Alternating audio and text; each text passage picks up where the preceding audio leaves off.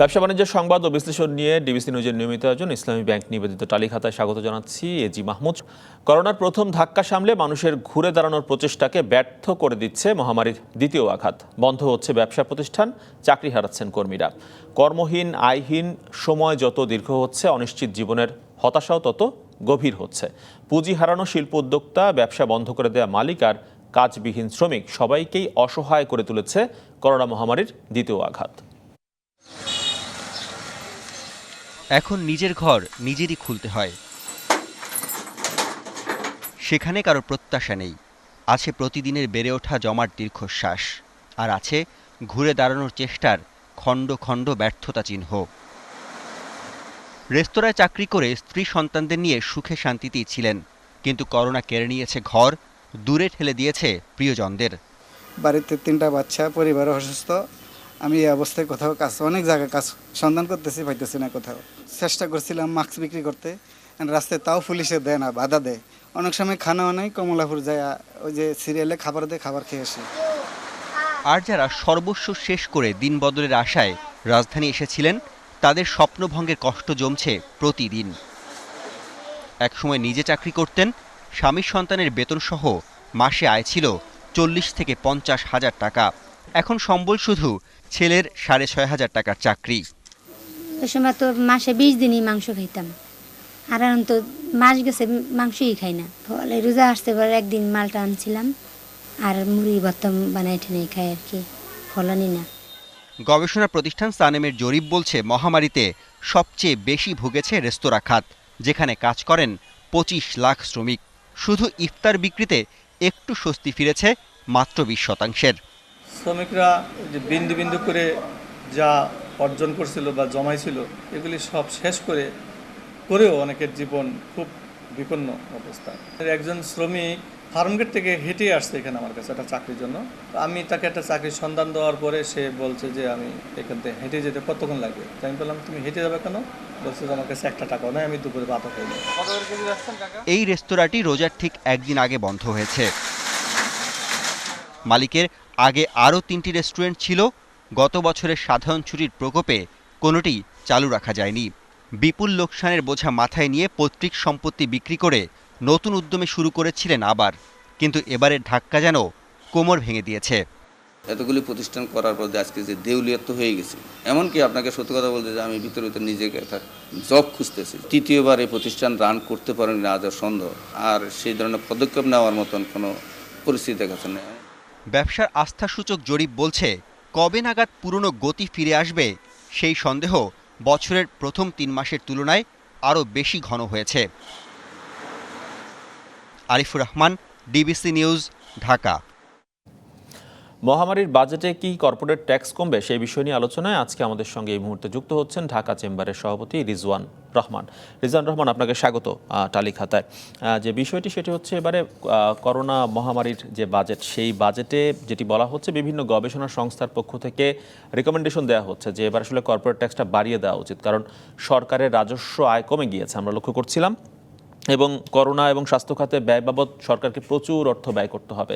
সুতরাং সেই অর্থের যোগান দেওয়ার জন্য কর্পোরেট কর বাড়িয়ে দেওয়া উচিত, এবং সেই করের যোগান বা রাজস্বের যোগান এই কর্পোরেট খাত থেকে আসবে।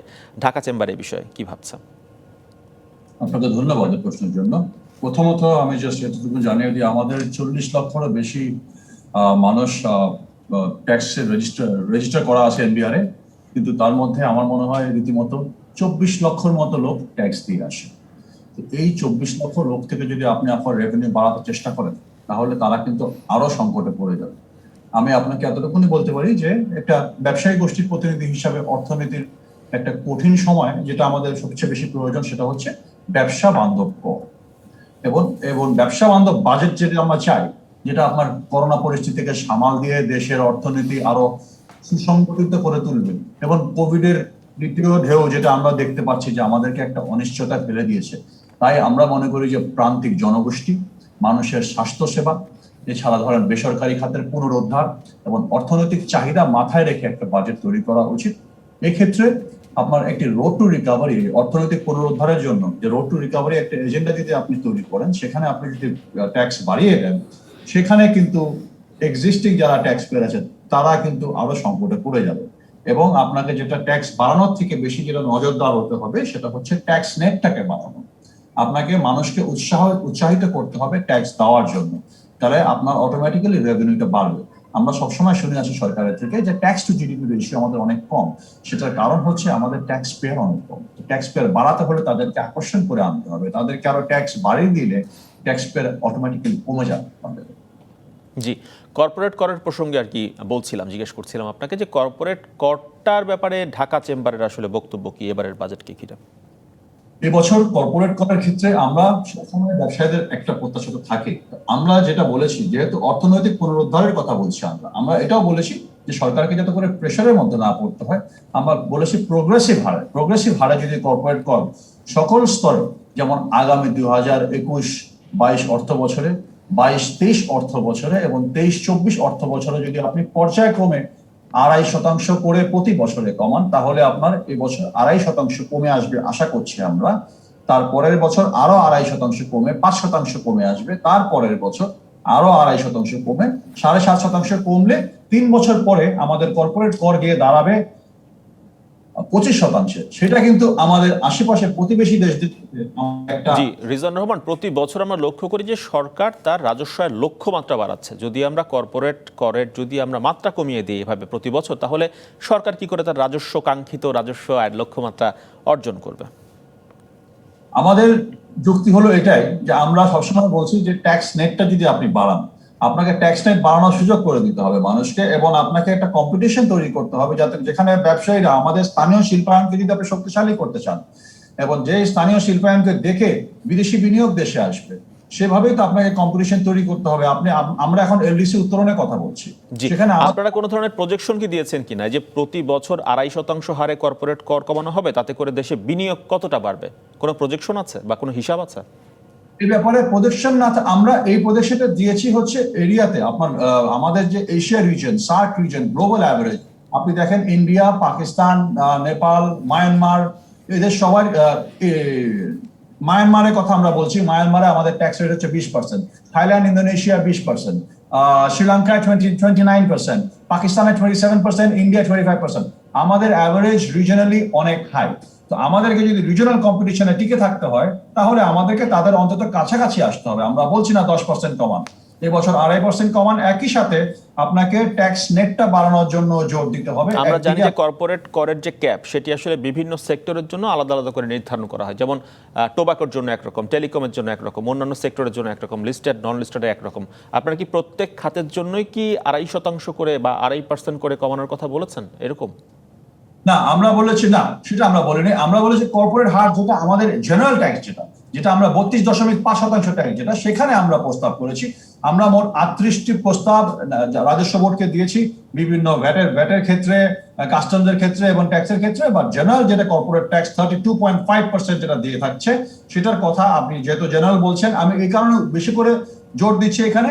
জেনারেল ট্যাক্স রেটটাকেই কিন্তু ফরেন ডিরেক্ট ইনভেস্টমেন্ট যখন ইনকোয়ারি আসে সেটাকে ইনকোয়ারি করে, সেই রেটটাকে আপনার কমাতে হবে। আমি সেটা বলছি না যে that is the only tax rate. আমাদের তালিকাভুক্ত কোম্পানিদের ট্যাক্স এক ধরনের, আমাদের টেলিকমের ট্যাক্স আরেক ধরনের, অতালিকাভুক্ত কোম্পানির ট্যাক্স আরেক ধরনের, এবং এক্সপোর্ট সেক্টরের ট্যাক্স আরেক ধরনের। বাট জেনারিক যেটা ইনকোয়ারি আমাদের কাছে সবসময় আসে ব্যবসায়ী সংগঠনদের কাছে, যে তোমাদের কর্পোরেট ট্যাক্স অ্যাভারেজ যে কর্পোরেট ট্যাক্স সেটা কত, সেটা শুনেই কিন্তু তারা একটা স্টাডি তৈরি করা শুরু করে যে আমরা কি বাংলাদেশে বিনিয়োগ করবো কি করবো না। জি, লিস্টেড এবং নন লিস্টেড কোম্পানির ক্ষেত্রে আসলে প্রতিবারই বলা হয়ে থাকে যে গ্যাপটা বাড়ানো হলে মার্কেটে পাবলিক লিস্টেড কোম্পানির সংখ্যা বাড়বে। এবারে আপনাদের প্রস্তাবনা কি সে বিষয়ে? আমরা চাই যে গ্যাপটা আরো বাড়ানো উচিত।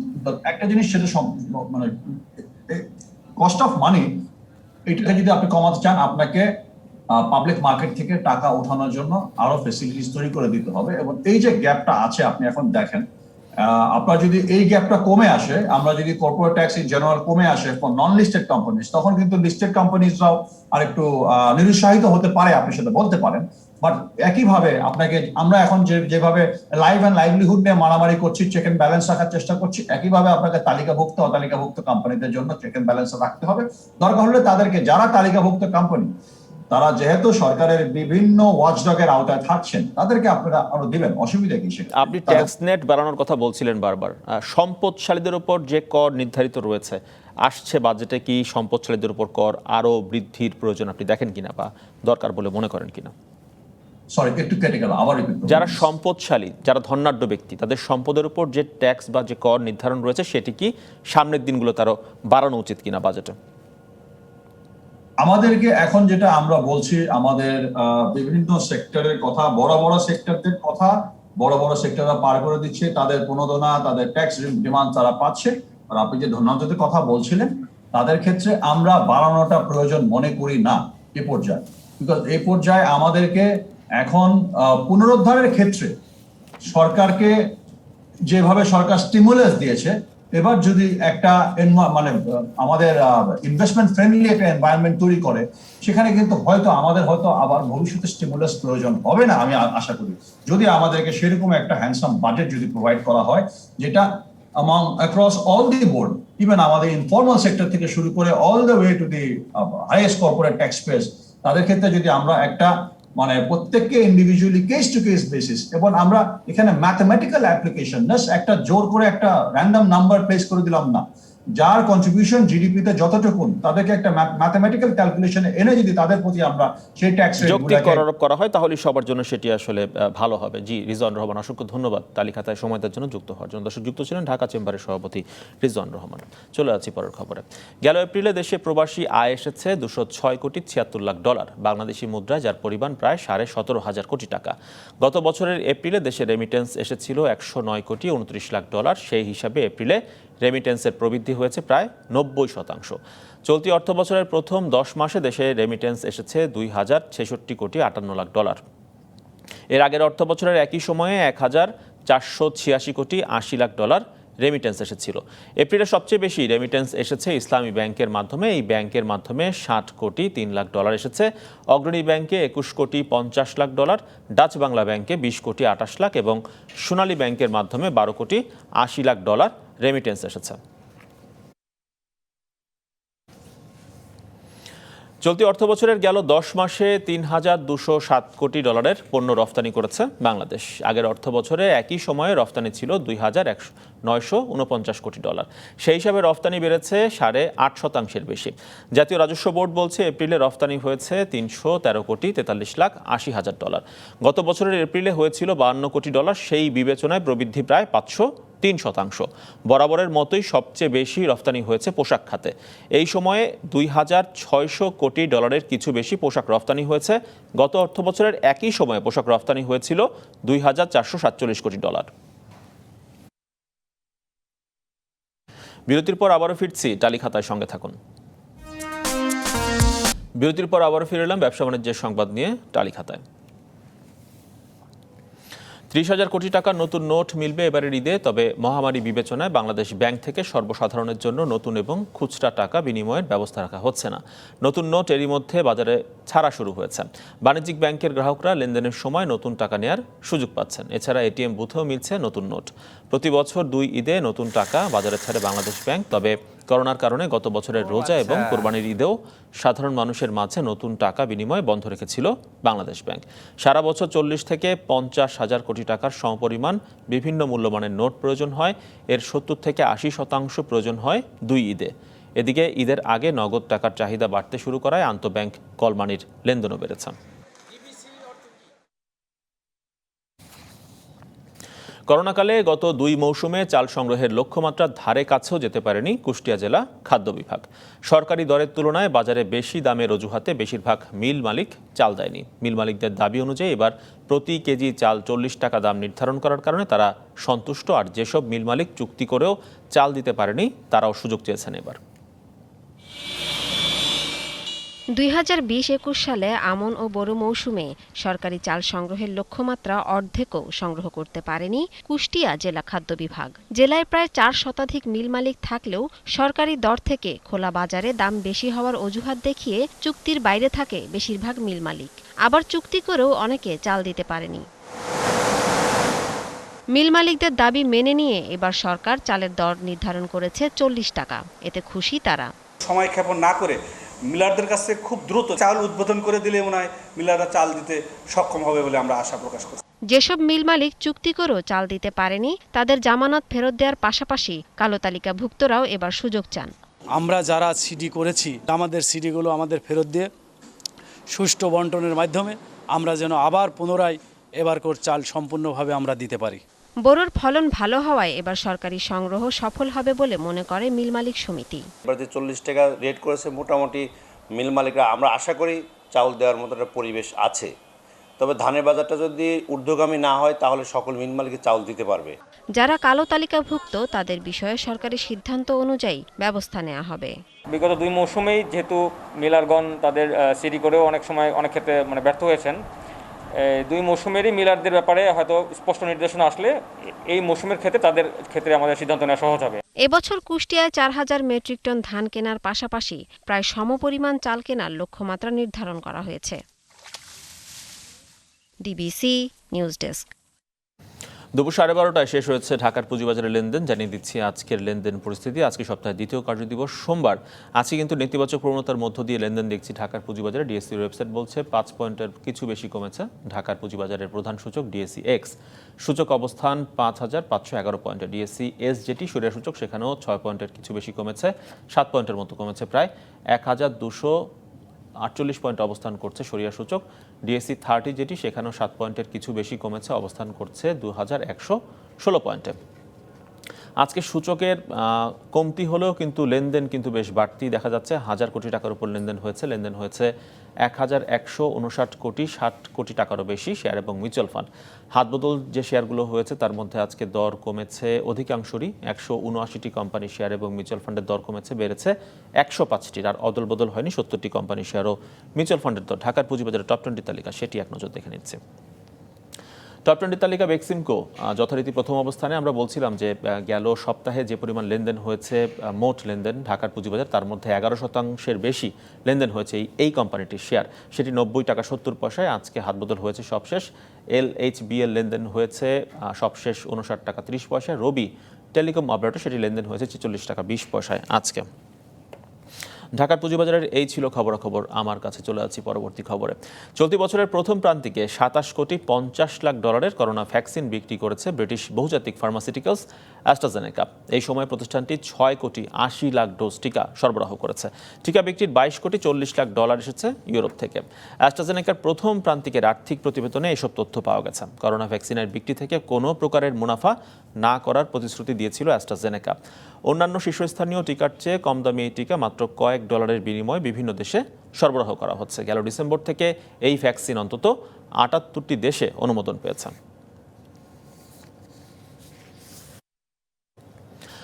করোনার টিকার পেছনে বিশ্বজুড়ে ব্যয় হবে 15,700 কোটি ডলার। 2025 সালের মধ্যে এই পরিমাণ ব্যয় হবে বলে জানিয়েছে মার্কিন স্বাস্থ্য তথ্য সংস্থা IQVIA।